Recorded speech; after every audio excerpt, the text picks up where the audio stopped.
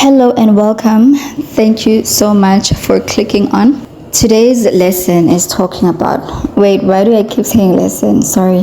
Today's chat or episode is talking about the conditions that Satan uses to impact or affect our resources. Okay, so we are still on the series about godly self-responsibility and also the spiritual legalities thereof.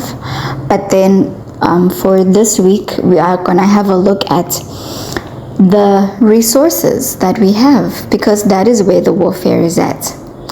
That is precisely where the warfare is at, because Satan wants us to live a quality of life that is burdened with things that have nothing to do with our purpose, things that are enslaving us, depressing us, giving us a lot of anxiety, just making our lives a living hell, and then just keeping us in the dark and sending distractions so that we do not get to the real truth. So today, let's unpack what are the perfect conditions that Satan uses as the main loophole to make God's children forfeit their resources. Okay, so in number one, we have faulty foundations. You see, faulty foundations are the main reason why and how Satan destroys people's lives without them even doing anything to themselves or willingly. I remember crying out to God and just telling him how unfair it is that certain things were done to me when I was a child, things that I did not like. Before I could exercise my own will, there are things that were done to me. But today I'm so happy and grateful because the Lord is showing me and has now brought this in full circle such that I can even share with you guys. So the reason for that is Satan wants to keep generations and generations of people in a state of default forfeit. Satan wants John 10 verse 10b not to be fulfilled. So in John 10 verse 10, Jesus came that we may have life and life in abundance. And when did Jesus come to earth as a human being? Thousands and thousands of years ago, which means that when a child is born, they are born into this birthright that they have from Jesus, a birthright of victory, of abundance, of resourcefulness. And I love how Jesus specifically placed the aspect of resourcefulness in John 10 verse 10. He didn't just say, I came that you may have life, but he said, in abundance, because the quality of our lives matter in heaven. God gave us this world for us to enjoy and for us to live, multiply, replenish, subdue, just like he said in Genesis. So the death of Jesus was not in vain. And it is then our responsibility to recognize and be like, wait a minute, what's going on here? We have grand theft auto. We have a case of just century after century of theft, of killing, of destruction that's been taking place right under our noses, and it's time to put it to an end.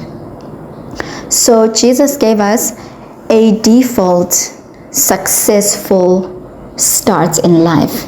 Jesus gave us a default setup for abundance, resourcefulness, good health, wealth, prosperity, like you name it, everything that is good and abundant, according to John 10 verse 10.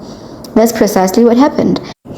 And also we find in Ephesians 1 verse 3 to 4, where it reads, blessed be the Lord our God, who has, in the past tense, has blessed us with all spiritual blessings before, again reiterating the past, before the foundations of the earth were laid. So before the foundations, like the existence of everything on this earth, God determined out of his love for his children that are made in his image. He determined that he wants to bless us with all spiritual blessings. Okay, so now you need to understand that very clearly. You absolutely need to make peace with that, reconcile that fact. I know that life may be looking a bit crazy.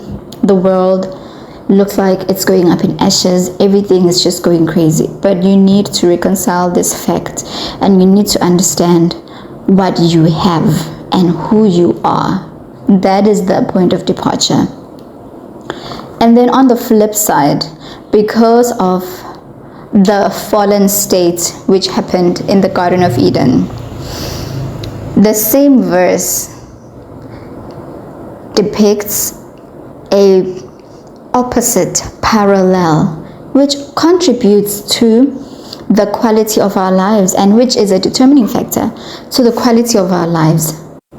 So in John 10 verse 10a, it talks about that Satan came to kill, steal, and destroy.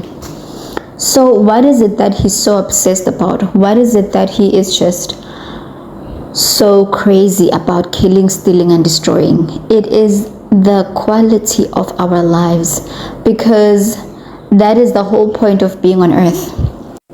Otherwise there'd be no point. Like, we are already sealed up in the spirit, like it is said in the Bible. We are already partakers of the divine nature. So why be on earth if we are going to be on earth and suffer?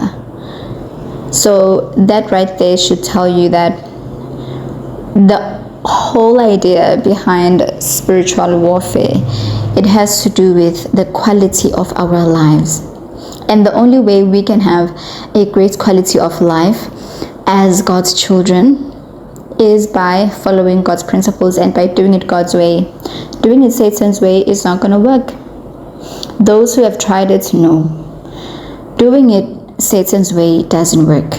You can try, you're going to like stretch yourself thin and but ultimately we are at a point in existence whereby the church has to rise. The true children of God have to rise and finally do things according to God's standards and according to God's way of doing them. There's no other way about it. And how do you know this is true? That's because God has stopped answering prayers, because we have been getting benefits of a relationship with God, but from a positional standpoint. So we are operating positionally just by the fact that I'm a Christian, or I'm a child of God, or I use the name of God. We were just operating like that, and we were passive and indifferent and very surface level. And God, out of his great love for us, for humanity, and also for Jesus, because Jesus made this sacrifice for us to have life in abundance, God has been blessing us. God has been doing things for us, even though we were walking in ignorance, even though we were still in iniquity and just confusion and disobedience. But guess what? I don't know about you, but what I've seen and observed is that God is not playing anymore. God is not playing with lukewarmness. God is not playing with people that are neither here or there. God is now saying we have to come to his level. He's done just being like doing things based on our understanding. There is now a demand on us to increase and expand our understanding and our consciousness. God is not coming down to our level. He is not.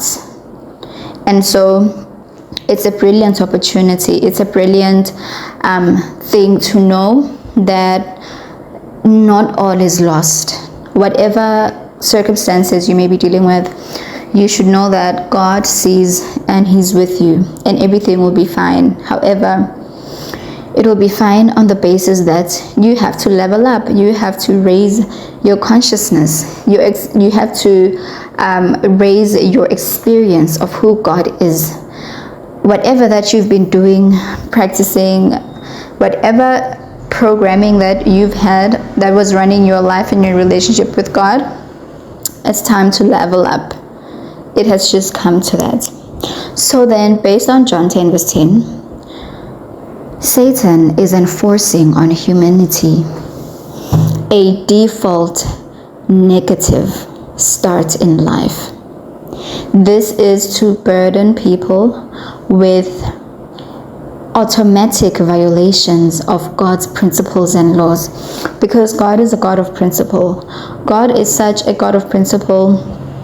He will not bend His principles for you or for me. Like, He honors His principles, and it is our responsibility to align ourselves with His principles, because God is not gonna ungod Himself and go contrary to His principles just so that we can feel comfortable and we can benefit and have all the good things. No, it has come to a point where we have to operate relationally to God and live the quality of life we have been blessed with from birth. If not, we will continue to suffer. We will continue to catch strays and just be in perpetual negativity. So, in conclusion, the method through which Satan imposes a negative start on people's lives is by keeping the foundational structures of humanity corrupted, defiled, and using those structures as the very places whereby evil is perpetuated and reinforced. So in my book Aware, I've written 2 of those. It's normally family, because family is your base. Family is the first place you arrive in when you come to earth, and they form a lot of your perception, a lot of what informs the decisions you make, etc., etc. So Satan uses families as a tool to perpetuate evil, perpetuate negative cycles, and facilitate all these destructions on children, on family members, through power struggles, through narcissism, all those things, because he does not want the family to be awakened to the fact that they are responsible to safeguard, to protect, and also to introduce a positive order and to reinforce God's positive order on children. So that's the first area of that the enemy targets. And then secondly, churches.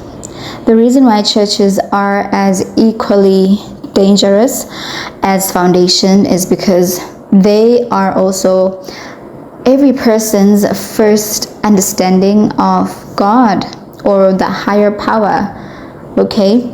Our creator. Churches are religion form basis of like each person's initial encounter and understanding of who their creator is. And so that's why he has kept all these places defiled, very much toxic, insanely just dysfunctional, and again riddled with power struggles, riddled with all these battles that are meaningless and just all these things, so that people do not wake up to their high calling and the responsibility that they are the ones that have to participate with the Holy Spirit to facilitate God's perfect will of life in abundance, according to John 10 verse 10. Instead, because churches are so defiled,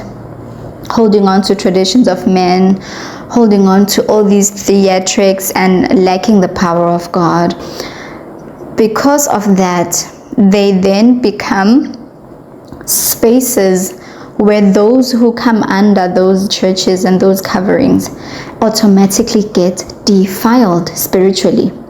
And when you are defiled spiritually, you are then in automatic evil covenants that control your life.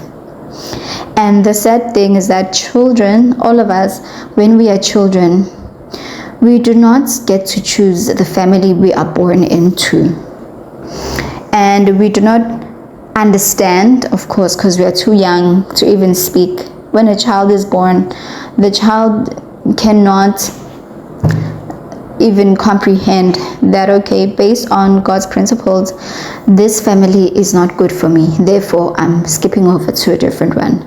It's impossible. So children just inherit, and children ignorantly, just because of the vulnerability of them being children take on and come in agreement with everything that their family does.